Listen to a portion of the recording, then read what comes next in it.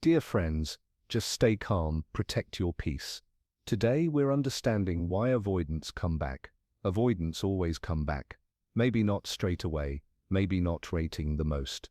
But eventually, once you've started to find your footing again, once the silence has stopped screaming, that's when they usually return. A message, a like, a casual, hey, and suddenly, your peace starts to shift again. It's never really random. Avoidant people create distance, not because they don't care, but because closeness feels uncomfortable to them. But the moment they feel your silence, or sense that you're no longer available, they reappear, not because they've changed, but because deep down, they remember you were the one who stayed, the one who kept trying, the one who always understood. But this is the moment where you need to pause, because often we start thinking, maybe this time they mean it. But the truth is, avoidants don't usually come back to give love. They come back to feel comfort. They don't return because they want to rebuild with you. They return because your energy once made them feel safe. And you overlook it all, just holding on to the hope that maybe this time, that's why this moment matters. Because an avoidant coming back is not proof of your worth. It's usually just another wave in their emotional confusion, a wave that can pull you under again if you're not careful. And this is where you stop. This is where you ask yourself, is he really coming back for me, or for the version of me that broke just to keep him? Your heart will want to soften, it's natural, but this time, you'll have to hold space between your feelings and your decisions, because the return of an avoidant doesn't always bring healing. Sometimes, it just reopens a wound you worked so hard to close. Let's talk about the real reasons avoidants come back, not out of love, but control, ego, and unfinished patterns. Here are 4 cold truths they won't tell you, but you need to know. They come back when their feed stops. Avoidants don't always miss you. They miss the access they once had to your emotional energy. They don't come back because they suddenly woke up and realized how much they love you. No, they often come back when your energy goes silent, when the emotional feed they were unconsciously hooked to, your tears, your anxious check-ins, your emotional confusion, suddenly disappears. You become quiet, grounded, unavailable. And that silence, it unsettles them. You have to understand, when you were emotionally invested, even if they weren't saying much, they were watching. When you cried, begged, sent long texts, or tried to explain yourself on the surface, they looked cold, but deep down, your emotional chaos was giving them a sense of importance. They were the center of your storm, and even if they didn't know it consciously, that feeling gave them a strange comfort. But when you stop, when you really stop, no more checking their stories, no more trying to get closure, no more explaining your pain, it creates a vacuum. They don't know what's going on in your mind anymore, they can't feel your energy pulling at them, and that's when they panic, not because they love you the way you deserve, but because the invisible cord that kept you emotionally tied to them has gone quiet. And for an avoidant, that silence is louder than anything. Suddenly, the attention is gone, the emotional push-pull game they never admitted they were playing is over. You're not trying anymore, you've emotionally logged out, and in that absence, they feel something they hate.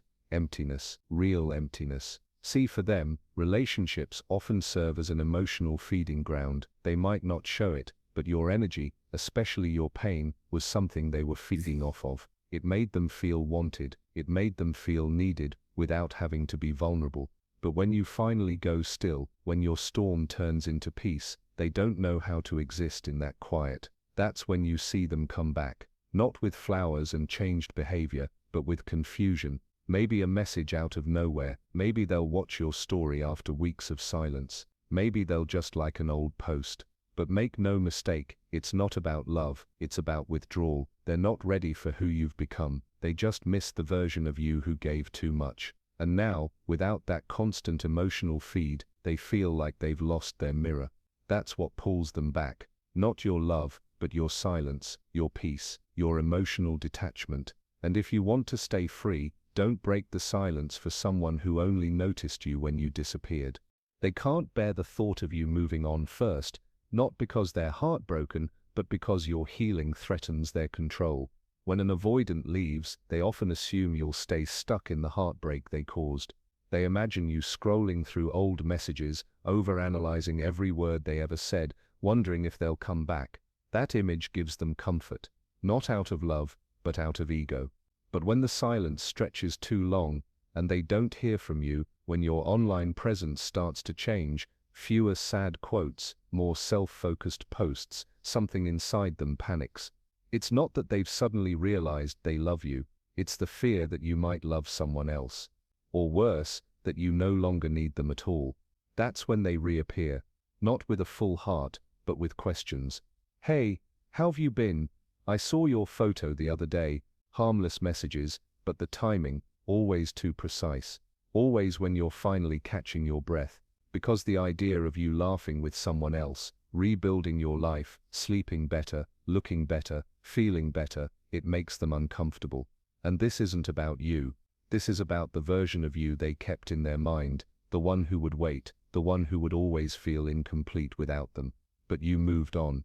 And that version of you doesn't exist anymore. Now you know what red flags feel like. Now you know what it means to give too much. And now, you know that love isn't proven by who stays longer in pain, but by who respects your heart enough not to break it in the first place. The avoidant often doesn't come back for the relationship. They come back to see if the door is still open, if their shadow still lives in your space. It's their way of checking whether they still have influence over you, and if you respond, they feel powerful. But if you don't, that silence becomes louder than any "I love you" they've ever heard. So they panic, and suddenly your peace becomes their emergency. But don't mistake their confusion for clarity. Don't confuse their ego's fear of being replaced with real remorse. Because someone who couldn't handle you at your most vulnerable doesn't deserve you at your strongest. You didn't move on to hurt them, you moved on to save yourself. And that's what they can't stand, that you're finally choosing you, without needing their permission. They come back because they can't stand to see you emotionally strong. They never expected you to get strong. Not really. They thought you'd stay broken for a while, crying over them, questioning your worth, replaying memories like a movie stuck on repeat. And to be honest, maybe you did, for a while. Maybe you went quiet, pulled back from people, doubted yourself, but what they didn't prepare for was your rise. Because the moment you started getting emotionally strong, not pretending but actually rebuilding your inner self, something shifted. You stopped seeking closure, you stopped over-explaining your feelings, you stopped needing their validation.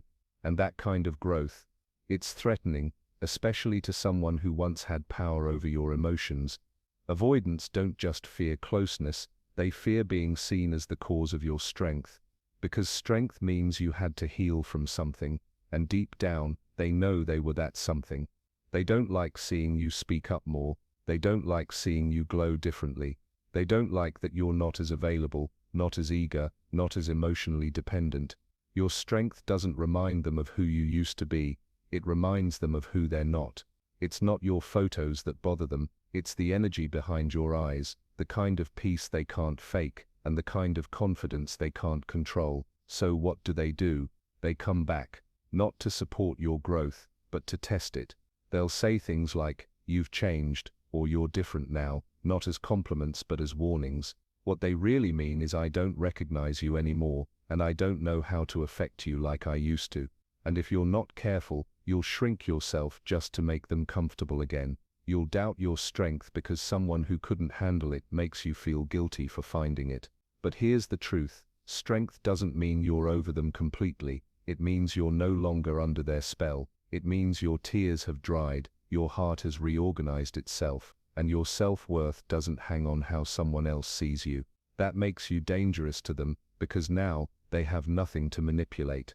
Your silence is clear, your boundaries are steady, your peace is no longer negotiable. And the moment they see that, they panic. They don't want to love you, they want to dismantle the version of you that no longer needs them. But you don't owe anyone a softer version of yourself just to soothe their ego. You didn't build this strength for revenge, you built it for survival. And if someone only returns when they realize you're finally whole, that's not love, that's control, crumbling. They come back when you finally understand them, because deep down they were never ready to be seen so clearly. You start recognizing the patterns, the way they disappear when things get too close, The way they deflect emotional conversations with sarcasm or silence. The way they made you feel like you were too intense, too needy, too much, when in reality you were just asking for the bare minimum connection. And when you finally stop chasing them, not out of revenge, but because something in you has woken up, that's when they feel the shift. It's not loud, you don't scream, you don't write long messages, you just detach. Emotionally, mentally, spiritually, you stop explaining yourself, you stop trying to make them see your worth. You finally realize they saw it all along, they just didn't want to deal with it. Because your emotional depth scares them, your ability to see through their defenses, to mirror back their wounds, it makes them feel exposed. And no avoidant person can handle emotional exposure without feeling like they're drowning.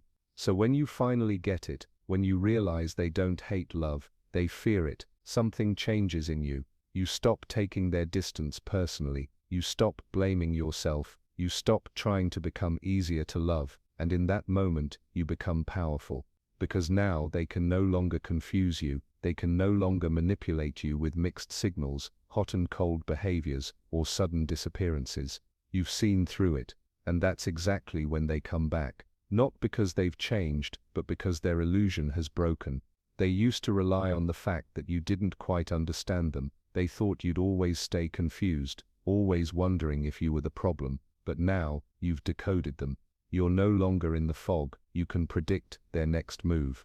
You know when the silence means avoidance, when the sweet words mean control, and when the apology means nothing at all. And ironically, that's when they miss you most, because you're no longer emotionally available, you're calm, you're stable, you're not playing the game anymore. And for the first time they feel powerless, because now, you see them. And for someone who's built their entire identity around avoiding vulnerability, being truly seen is the most terrifying thing in the world. Sometimes, the hardest part isn't letting someone go, it's realizing they never truly chose you in the first place. They showed up half present, half sure, half loving, and you gave your whole heart. You waited for them to meet you where you stood, but they kept stepping back. And still, you stayed, not because you were weak, but because your love was real. But there comes a moment, a quiet, painful, powerful moment, when you realize this isn't love, it's survival. You're constantly managing their moods, decoding their silences, and wondering what you did wrong.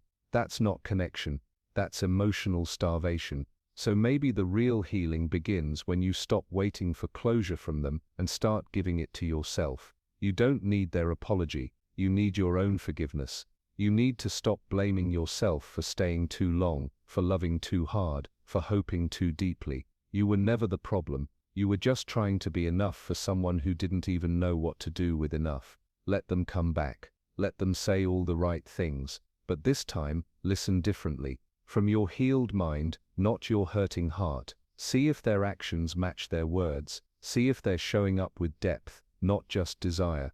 And if they're still the same, distant, cold, confusing, you'll know that you're done. And maybe that's the greatest freedom, not when they beg to return, but when you no longer feel the need to open the door. If this message touched something in you, I'd love to hear your story in the comments. Maybe you're still healing. Maybe you've already walked away. Maybe you're somewhere in between. Wherever you are, you're not alone. And if you found strength, clarity, or even just a little peace in this video, consider subscribing. This channel is for people who feel deeply, love honestly, and are learning to choose themselves again and again. You deserve love that doesn't make you question your worth. Until then, love yourself so completely that anyone who tries to return has to rise to meet your standard.